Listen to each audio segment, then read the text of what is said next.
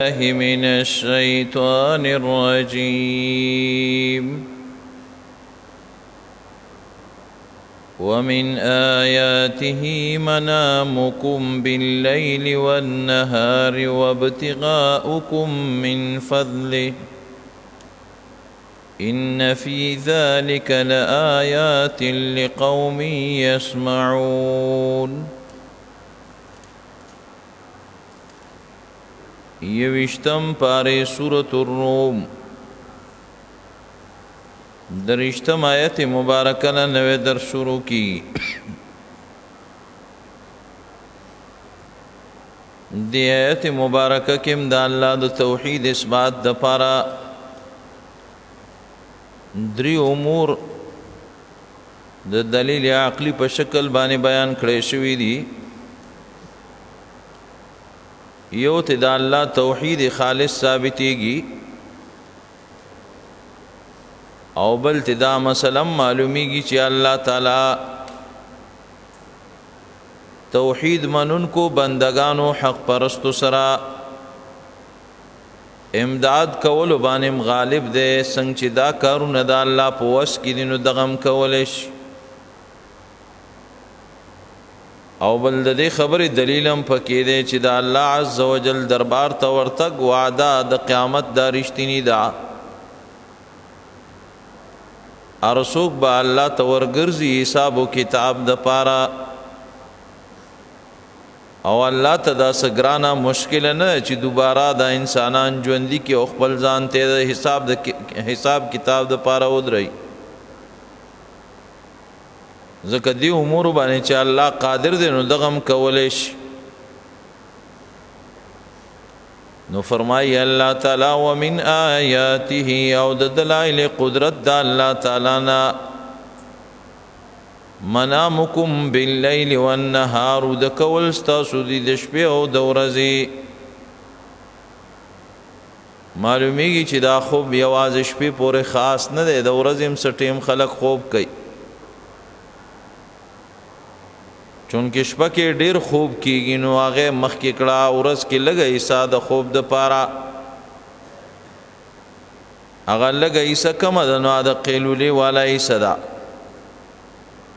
سنت خدغه ده خو خلق د سحر د مخینا وخت پس څوک دغه اړه کې ود کی اگر چې هغه کې تفصیلات تاسو اوریدلې د مخ کې خو بیا ماغه خوب د ورځې دی. دا الله قدرت دی. ګوره کله چې د یو انسان نه خوب وتښتي نو په دوايانو په نشو په هېڅ څیزو ته بیا نه راځي او چې یو څوک الله تعالی وده کوي نو څنګه په ناشنا عجیبه قدرت خپل سره وده کي خوار بیا د ځان نه خبر هم نه نه څه ویني نه څه اوري نه څه احساسات کولی شي. په دغه د کولو کې بیا د انسانانو خیرونه او فائدو ته ګورا کار کسب او مهنتونو سره ستړي شوي ستومانه شوي وي او د کېدو سره د هغې ټول تکاوټونه ختم شي. څرنګه چې بیا د خوب نه تعالی په ورځ یا شپه کې را بیدارئ نو دقه شان دا یقینه موکه چې یو ورځ د قبر نه هم را بیدارئ. ګورئ دانه چې ګینه صرف د دنیا کې خوب نراوي خول د الله قدرت کېشتا او قبر نرو باسل بیان نشتا هم د الله په وس کې دي. وابتغاؤکم من فضله بل د الله د قدرت د نشاناتو نه دا ذکر کوي او لټول ستاسو د فضل د الله تعالی نه سوګزي حلال روزګارونه او کارونه کوي پاغي ځان ل رزق لټي څوک په علم تلاش پس بیا وزي او دا ګټه وټه څوک د شپې کوي څوک د ورځې حصول علم هم څوک د شپې کوي څوک د ورځې نو ځکه دا ابتغاءکم دواړو سره ولګاو نو د شپې ورځې اوقاتو کې خوب هم بندگانو باندې الله را ولي او د خپل فضل نه فیض یاب کوي هم د شپې ورځې اوقاتو کې دغه شان دی کې دا توجیم شوی دا چې دا د شپې د کول نو ورځ کې بیا ونشرکم بالنهار چې د شپې در باندې خوب راولي نو د ورځې بیا خواره واره کی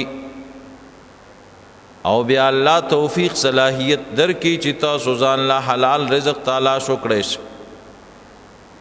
ولیکه دغه الله په لاس په باندې شل کړي دماغ نه مفلوج کړي نو بیا هیڅ کله خوځیدې نه شي د زینا په خپل کور او معاشره باندې به پند پروتي بیا چرته ته د الله د فضل تلاش کول وس لري خو الله ربانه احسان کړی دی په لاس په بدن باندې روغ ګرځولې رزقم د الله پیدا کړی تعالی صرف او د تلاش یو مقدر کړی او پاغي کې احکام شرعیه د مقرر کړی چې ته په حلال لارو استلاش کې او په حرامو او د الله او رسول د طاعات او کوشش پکې کې چې اجرونه او ثوابونه او غټي او کنه د نافرمانی کوشش کې چې ځان له دنیا آخرت پاغي خراب کی د آزمائش کې انسان پروت دی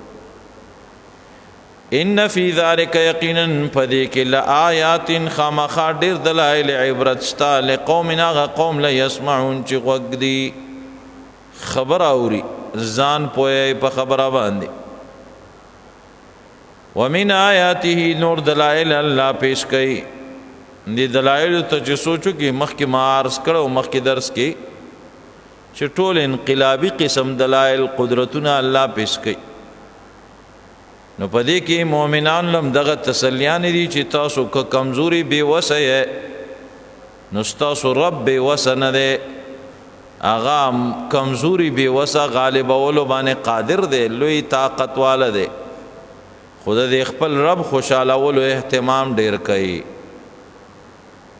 ومن آیاته او د دلائل او د قدرت د الله تعالی نه دا یوریکم البرق خای تاستا برېخنا څنګه ګور شی یو دی خو چاته الله تعالی ور وخی خوفا د يرولو په حال کې نو دویم وطمع او په امید حال کې ځنې خلک د هغې سامانونه سیزونه بې ځایه پراته نو هغې چې کله دا برېښناګانې اسمان کې ویني نو ویریږي چې هسې نه د باران په وجه هغه اساسي سیزونه خراب نشي نو هغې په پریشانۍ غم کې شي یا دا پړقه او برېښنا د لرې نه وویني نو په دې یره هر څوک پرېوځي چې هسې نه چېرته تندر ترې را پرېوځي هلاک نه شو هغې سره خو دویم اړخ ته زمینداران رونه هغې حاجتمن وي دغه شان ګرمۍ او پریشانۍ کې راګیر خلک د باران ورېدلو په انتظار د الله نه دعاګانې غواړي برېښناګانې وویني یخې هواګانې تیرې شي نو د هغې تمه امید پیدا شي چې انشاءالله باران راورېدونکی دی او زمینداران رونه ورته بیا ورخونه په لختو کې برابروي ځان سټ کوي ورته چې بخواسم راځي پټې بلل مباباد شي وينزل من السماء دا دواړه کارونه چونکې د باران نه مخکې کېدل نو ځکه مخکې ذکر کړو ورپسې بیا ذکر د رحمت الهی د باران په شکل او راوری الله تعالی د اسمان د طرف نه ما انصوب تنوین د تقلیل لپاره ځکه کټول راوری بیا به ځکه کمزه لگ زیاتواله د نوح علیہ السلام زمانہ کې راغله او سونه غټ سیلاب ته جوړ شو غرونو سکون او باوړې درې وي نو الله د خپل رحم او مهرباني تقاضي سره لګي د ضرورت مناسب را نازلې سبه کینو فیحیی سرسبز و شاداب کئی به پدغی و بود باران سرا الارض از مکا بعد موتها پستا د وچوالی او شړوالی دا غینا به کی دا با سببیه دا او مرجع د دی هی ضمیر چې نو هغه ما ان وبد اسمان دی دګی دی اړخته اشاره دا چې ګورا یو د زمکی وبدی پاغي باندې زرغونی نکیږي دا کم چې د زمکی وبدی دا ترخی تروی وبدی اغینا فصلونه باغات او اناج وغیرہ نشي پیدا کېده او نه هغه بغیر د فلټر کېدو د انسان یا د حیوان پرندې د سکلو لپاره کارآمد ګرځېدی شي. ځکه خو ملح نجاجي تروي مالګې جنې مرۍ کې نښتېدونکي وي خو داسې اوبئ نو بیهي ضمیر مرجع چې دا دی اوبو د باران ته چې دغه کې څونه خیر الله اچولی. ګوره اساس کې د باران په ځمکه راشي هغې سره ځمکه تکه شنه شي. هغه تخمونه چې د ځمکه کې ذره ذره شوي دي ورک شوي دي ښکاره کېږي پکې نه. که څوک تلاش او تفتیش شروع کی پیدا کولی پکې نشي. دې احساس کو د باران سره هغې کې څنګه الله ژوند واچوي رونق او ښکلا یې د ځمکې وګرځوي. دغه لوی الله دا وس لرلی شي چې دا نش زرې ښایسته بوټو ګیاګانو شکل سره راښکاره کړي. دا زرې د انسانانو همراه یوځای کوي او بیرته جوړوي او خپل دربار ته به پیش کوي او حساب و کتاب به ورسره کوي. ستاسو خیال دی چې کاو پیو مزې وړاو حساب و کتاب غني نشته؟ نه، د حساب و کتاب زیشتا. الله عز وجل وټول ورزو نو دا دلایل هم پکې پراته دي. څنګه چې دا کارونه یوازې الله کوي نو لایق عبادت یوازې هغه تسلیمول فرض دي. مشکل کشا حاجت روا یوازې هغه ګڼل فرض دي او ټول امیدونه هغه سره یوازې وابسته کول. ان فی ذلک یقینا پدې کې لآیات خامخا ډېر دلایل عبرت شته خو لیکن چالا لقوم یعقلون هغه قوم له چې د عقل نه کار اخلي. معلومیږي چې بې عقله انسانان د نه څه عبرت او نصیحت نشي اخیستی. نو چې کومو د رب توحید دی نه دی پیژندلی د رب د وعدو رښتینوالی ته نه دی پیژندلی دغه شان خلق په حقیقت شرعي کې بې عقله جهلا ناپوهه خلق دي.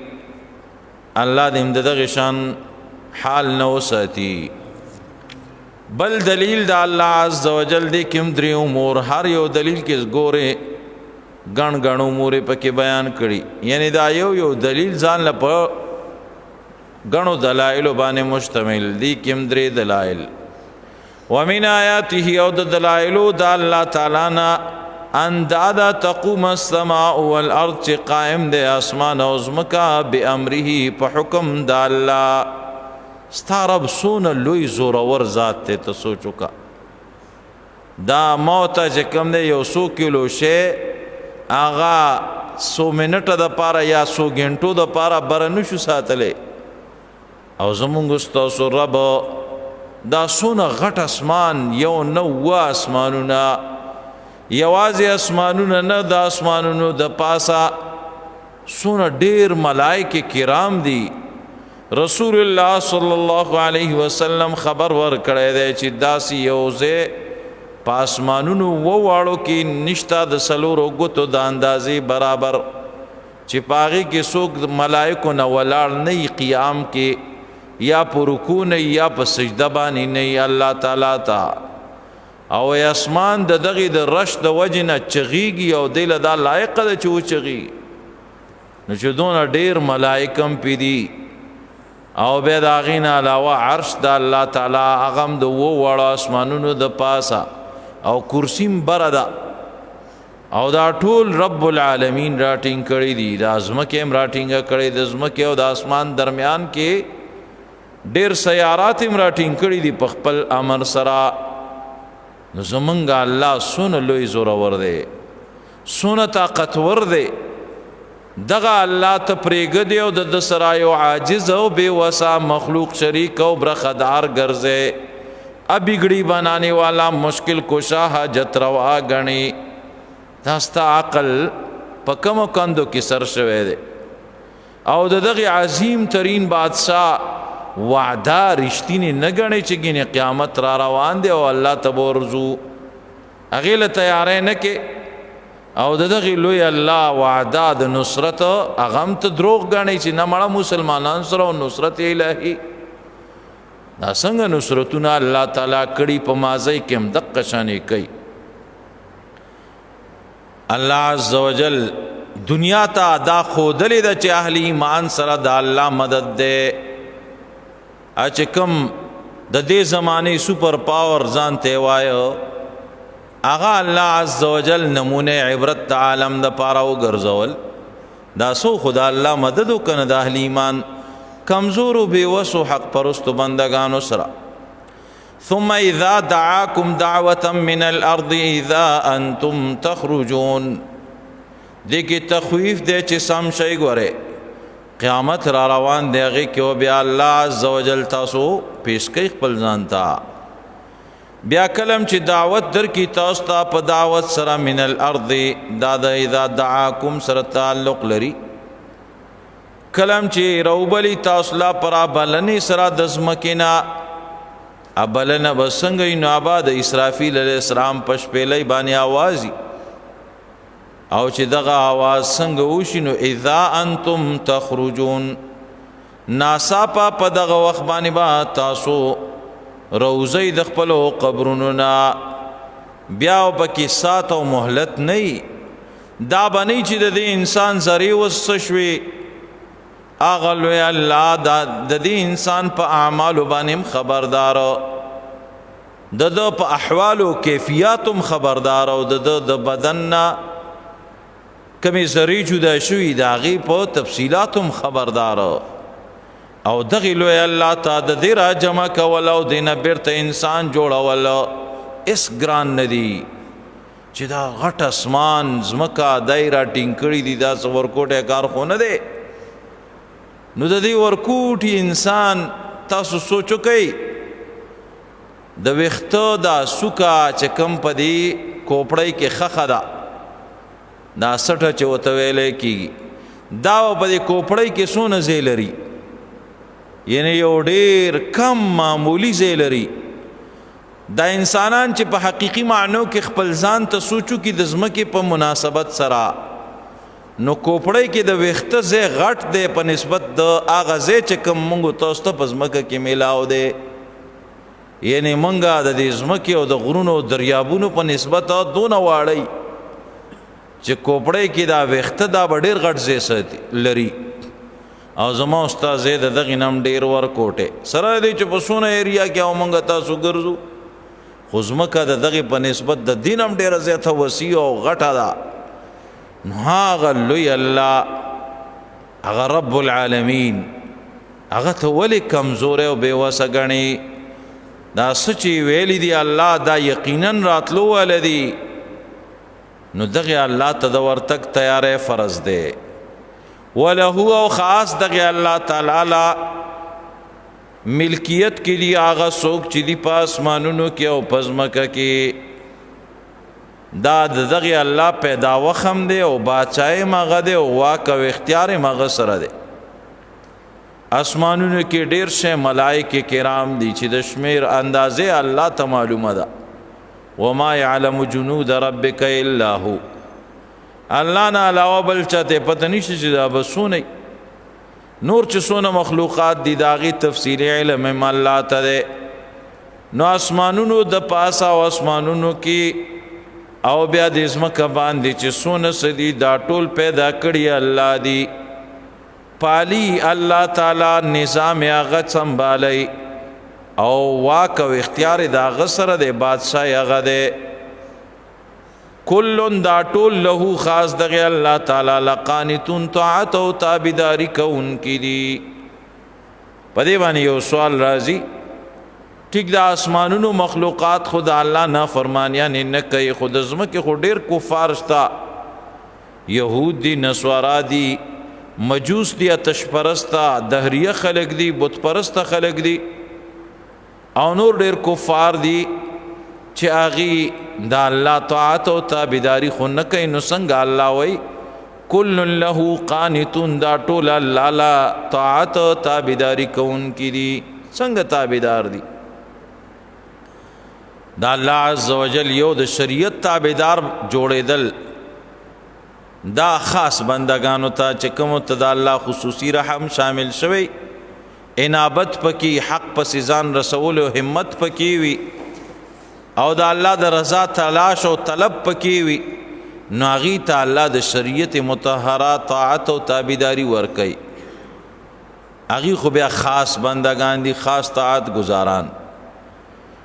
خدا نور چې کوم باغیان دي نو دام د الله اطاعت کوونکي دي په احکام تکوینیه کې. د الله عز وجل چې کوم تکوینی اوامر دي هغې نه دي خلاف نشي کولی. مثلا چاله چې الله نیټه کومه ټاکلې ده چې په دې به مري، نو هر څومره هم سرکشه چې دی هغه د هغې نیټې نه ځان له ټیم نشي بدلولی. دغه الله چې چاله کم تقدیری تکالیف لیکلی دي د هغې نه د ځان خلاصولو وس د چا هم نشته. په هر چا باندې د الله تعالی کنټرول دی په دغه لحاظ سره. که الله یې بیماری، که الله یې وژني، که الله یې ذلیله کوي، که الله عز وجل ورلا بل یو څه حالت راولي، په دې ټول کې دی منقاد تابع دی الله ته، بې وسه عاجز دی الله ته. نو دغه تکوینی طاعت دی ځکه مراد دی د ټول عالم. وهو الذي او خاص الله غزات دی یبدأ الخلق، دا بل دلیل دی پدې کې د الله عز وجل قدرتونه په ابتدا پیدایش د مخلوق باندې او په دوباره پیدایش د مخلوق باندې دواړه ذکر شوي چې خاص الله غزات دی اول ځل پیدایش کوي د مخلوق، ثم يعيده بیا به دوباره بیا پیدا کوي.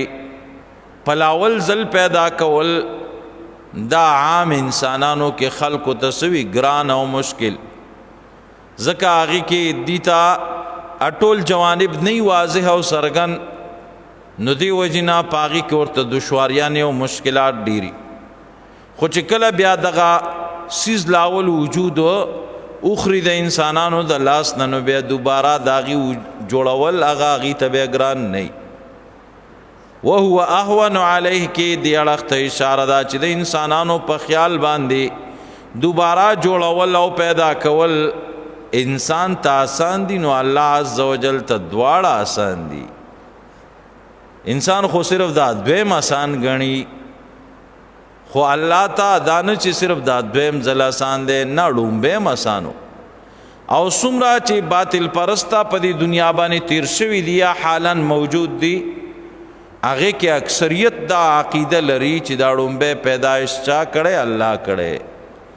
کمتر پکې داسې دهریه قسم خلق دي چې د دې پیدا کوونکې ماده یا زمانه ګڼي یا یا دغه ګڼي، او ړومبنی سل هغه د ایجاد سبب ګڼي یا بل سوی هیولا وغیره څه شی یادوي. نه عزتمندو، ړومبنی پیدا کوونکی د دې کائناتو ټولو او د دې د افرادو بیلو بیلو الله دی. او چې دغه الله کړي دي د عالم ته خپل قدرت ښکاره کړی دی، نو دوباره پیدا کول هغه ته څه ګرانه نه دي. څنګه چې ورته ړومبی آسان و داسې ورته دویم هم. نو هو اهون علیه کې دا معنا ده چې دا دواړه مذکوره احوال الله ته ډېر آسان دي په نسبت د انسانانو.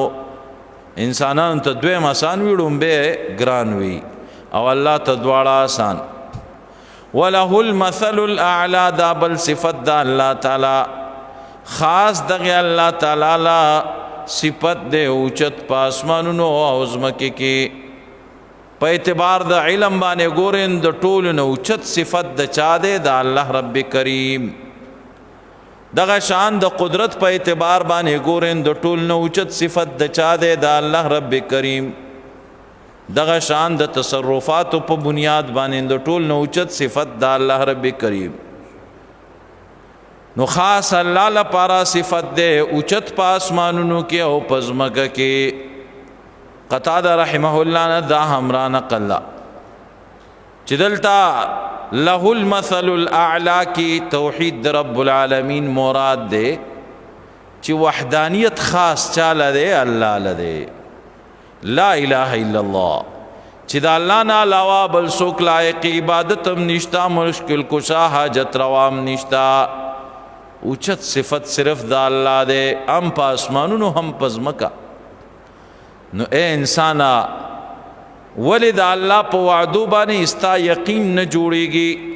ولې د خپل رب د پیشۍ د پاره تیاری ته نه تیاریږي ولې د خپل رب سره په صفات الوهیت کې حقوق او بندگو کې بل برخدار جوړے بل بگڑی بنانے والا منی یوازی یو اللہ معبود حقیقی وگنا او هغه مشکل کوشا حاجت روا ومنا او دغه الله ته د ورتک تیارې وکړو د هغه وعدي رښتینی تسلیم کا زکا وهو العزیز چې خاص دغه الله زورور دی پارسو پارچا باندې داسې څوک نشته چې هغه د الله د زور او د کنټرول او د تصرف نه صحیح بهر نه داسې څه شی شته هر شی هر څوک د الله د زور او د کنټرول د لاندې دی الحکیم حکمتونو والا دی ډېر د الله عز وجل په دې کارونو کې مخلوقاتو کې حکمتونه بصائر دي تاسو ګورئ دا څونه غټ غټ یونیورسټۍ په دې مخ د ځمکه باندې آبادي شوي دي او د سونو نه د څونه کلونو نه دا چلیږي روانې دي او په دې کې په یو شي باندې ریسرچ کیږي مثال به زه درکړم لکه د ام پوستکې په هغې ریسرچ شوی دی د ام هغه اډوکې کې دننه چې کومه ګوده او مغز دی په هغې او د ام د اډوکې او د پوستکي درمیان کې چې دا کومه غوښه په دې باندې ریسرچ شوي دي او د دې مختلف وټامن هم واضح کړی شوي دي فواید د دې بیان کړی شوي دي او یونیورسټو کې په ډګریانې خلکو ته د پی ایچ ډی میلاو شوي دي خو اوسه پورې چا ونه وی چې مزید تحقیق او ریسرچ په عام نشته دی بس دا ګور الله تعالی په دې ام کې دا هر څه ورځې کړي دي خلقی پر پیجنګلۍ او داغي په بیلتون باندې ستړي شول او خواره عمرونه په تیر کړه خو لیکن دا الله غ حکمتونه لا پورا را برسره کړی نه دي دا الله عجیب نظام دی دا بدن چې دی کنه د کې الله تعالی داسې ناشنا سنسرې پیدا کړی دي چې حیران بشي عقل ودی او تو خوځي تاسو سوچو کوي دا کم وټامن چې کم خلیات ته کم قسم پکار دي نو هغه وټامن د وینې نه دا زمونږ ستاسو خلیات بدن بیل ځان ته حاصلې هر یو خپل سیس پیژني ما ته ټول انسان له دغه معرفت کم خلق له ملاو دی خو دغه وړي خلیت ته د خپل ارس انرجو پوره معلومات الله ور کړی دی او هغه پاغه باندې قادره کړی دا بل یو سیز ناخلی او د دې تفصیل کې غزونو ابه ډیر وخت خلی حاصل د خبره مداد چې الله ډیر حکیم بادشاہ دی په هر یو شیز کې د الله په سونو نه بشمار حکمتونه چې زمونږ استاسو عقول اغه تا ور رسیدلو نه عاجز دي ساړه خونه چې را باندې را برسیر شي نو ډیر د عجایباتو نه ډک وي هغه حکمتونه ضرب لكم دې کې الله تعالی د بطلان شرک او احقاق توحید د پاره مثال پیش کړي چې ود الله بندیانو تاسو د شیطان په وسوسو سره ناکارا معاشري سره په شرکیاتو کې ورینختی پریوتی دغه لوی الله چې دا مخ کې تاسو قدرتونه کمالات واورید د سره تاسو ضعیف او کمزور مخلوق شریک او برخدار ګرځولې هغه مخلوق چې هغه په خپل وجود کې دغه الله ته حاجتمند هغه مخلوق چې هغه په خپل بقا او ثبات کې الله ته حاجتمند هغه مخلوق چې هغه په خپل پالنه کې الله ته حاجتمند هغه محتاج تاسو د ځان د پاره حاجت روا او الله سره برخدار ګرځولې دا تاسو د کوم ځای انصاف دی لکه خو سوچو کوي الله وی تاسو ته مثال ز بیانوم ضرب لكم مثلا بیان کړی الله تعالی تاسو ته مثال من انفسکم تاسو د جنسنا د انسانانو د جنسنا الله یو مثال پیش کړي لکه خو سوچو کوي تاسو بچو ور کولو کې الله سره بیل یو پتر دینی والا ګرځولې دی دغه شانتی د نوکرو کاروبارونو ور کولو لپاره بیل ذمہوار ګڼلې دی دغه شان د دشمنو ختمول لپاره بیل دیوتا او ذمہوار ګڼلې دی د سیو بسی بیا محبتونو د پاره بیل یو ذمہوار ټاکلې شوی دی او داسی د بیمارو مختلفو لري کېدو د پاره بیل ذمہواران او کارسازان الله سره برخدار جوړ کړي. لږ خو سوچ وکئ. الله وی تاسو ته استاسو د جنس ز مثال در کوم. هل لکم آیا شته د استاسو د پاره مما ملکت ایمانکم دا غچانا چې مالکان شوي دي خلاصونه استاسو دا غوي. مطلب استاسو وینځي استاسو غلامان هغه کې دسې څوک استاسو غلام وینځشتا چې هغه من شرکا استاسو د پاره شریکان وي. فیما پاغس کی رزقناکم چې درکړي منګه تاسو ته. فانتم چې پس تاسو فيه پاغه کې سوا برابر یې. که اوسو کوئی چې ولې زما غلام ما سره خوري نه خو زما جیداد او زما د اساسونه خوراکونه هغه ته ملاویږي، جامه کپړه ته ته ملاویږي او دوی درمل ته ورلکیږي، نو دا خو ما سره پدې کې شریکوال خوده په استعمال کې نه دسي شریکوال الله وینا.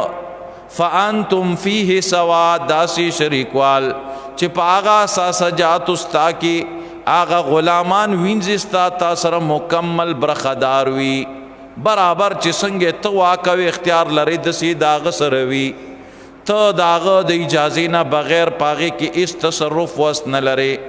تخافونهم چې یریږي تاسو داغوینا داسې کخیفتکم انفسکم لک یرستا صدورون خپلنا ستا ورور دین داغه د یری د لاسا داغه د غضب او غصې د لاسا د جګړې د لاسا یو سیز د شریک اغا ته خپل ذاتی مفاد کې نشرا واسطه داغه د مشورې نه بغیر او کراولیم نو یریږي چې راسینه داسونه شی واغه سونه شي. نو دسی څوک غلام وینځستا سوچتا چې هغه تاسو سره برابر شریک وي او دسی د تاسو یره کوي داغه د مشورې او اجازت نه بغیر پاغه اساس خپل کی تصرف واک نه لري. د سشتا جواب پس کې دی په نفي کې دی چې نشته داسې. نو عجیبه ته انساني او چرتا یو انسان داسې غلام وینځه ځان سره شریکا برخدار نه د ګرځولې او دا انسانان لګي کی دا غلوی رب د پاره چې د اسمکه جوړه کړي اسمانونه پیدا کړي او دا ټول داغه په امر باندې ولاړ دي. د دې ټولو کائناتو نظام یوازې هغه سنبالي دا ټول کائنات هغه پالي او رزق ورله پیدا کوي او رزق ورله ورسي او د رزق نه انرژي ور کوي. هغه لوی الله سره تا کمزور مخلوق برخدار وګرځاو چا په خپل وجود کې ماغه ته محتاج پالنه کې ماغه ته محتاج تا د الله سره شریک او برخدار کارساز وګڼو. دا ستا د کم ځای انصاف دی. آیا تا الله ویلی چې او دا د الله سره شریکوال دی نو قدسی ایتونی بکتاب من قبل هذا الله وی راوړې مالا د دې قران نمخ کې کم کتاب وی هغه نه پیش کیږي حواله تورات راوړې انجیل راوړې زبور راوړې صحیفه راوړې او اثارت من علم یاد مخکنی پیغمبر تیر شوی کم حدیث راوړی په صحیح سند سره چې دا الله کم پیغمبر دا ثابت کړي چې او د صبر خیدار الله ټاکلې ده خنو چې دا نشتا نو دلیل عقلی ته الله طلب کوي چې خزا تاسو رات دا وای چې دی کې څوک د سشته چې هغه د الله سره په دې مخلوق پیدا کولو کې شریکو زمکه کې یا اسمان کې کم څه شی پیدا کړي د سیم نشتا نو چې نشتا نو بس بیا خو چې دلایل د الله منینا او تاسو سره دلیل په خپل شرکیات شته دی نو ددنه بیا بل څوک غټ گمرام نشته دی. زکه الله عز وجل رست آیت کې د خلق له زور نه ور کړی دا او د خواهش پیروکاران ګرځولې دي او دې ته د دې په وجه ظالمان ویلي چې پسته د واضح ادلهونه چې د نور غونتی زلینده دلایل دي هغه نه مانی خپل دلیل در سره نشته دی او بیام ته شرکیات کې الله سره برخداران جوړه د الله وعده د دروغ کاری نه د قیامت راتلل منی او نه چې کوم دی د مؤمن بنده سره د الله تعاون منی. الله عز وجل رد کوي په دې خلق رستو آیت کې کذالک الله دغه مثال سره فرمایي هم دارنګ نفصل الآیات تفصیل سره بیانو منګه مثالونه لقومنا قوم لا يعقلون چې د عقل نه کار اخلي. عقل من خلق په دې باندې پويږي او بیا عقل د دینه اس پایده نشي اخسته. الله دې مونږ تاسو په عقل مندو کې راولي. بل اتبع الذين دا غب عقل خلق حال الله بیانې چې کوم تاخ دلائل واضح شوي دي او د الله توحید وته ثابت کړی شوی دی او بیا هم ته انکار کوي. دا ولې کوي؟ دې سره بس دلیل یې که نه؟ الله هیڅ دلیل ورسره نشته سوا د خپل خواهش تابعدارۍ نه، بلکې روان شوي دي هغه کسان چې ظلم یې کړی دی، د څه شي تابعداري کړې ده؟ څه پسې روان دي؟ اهواءهم په خواهشاتو خپلو پسې، بغیر علم. څوک وایي چې یاره کیدی شي دا بعضې ټیم د انسان خواهش په دلیل مبني وي، رڼا ورسره وي د علم. نه نه، بغیر علم، بغیر د علم نه اس دلیل ورسره نشته دی په دې باندې.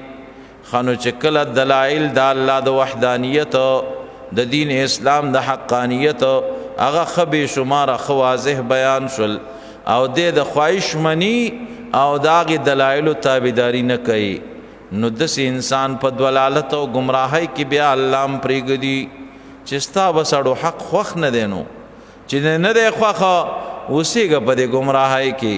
فمن یهدي، څوک دی چې هغه به هدایت ورکړي من هغه چاته ضل الله چې ګمراه کړی دی هغه لره الله تعالی. الله دې همداسې حال نه وساتي.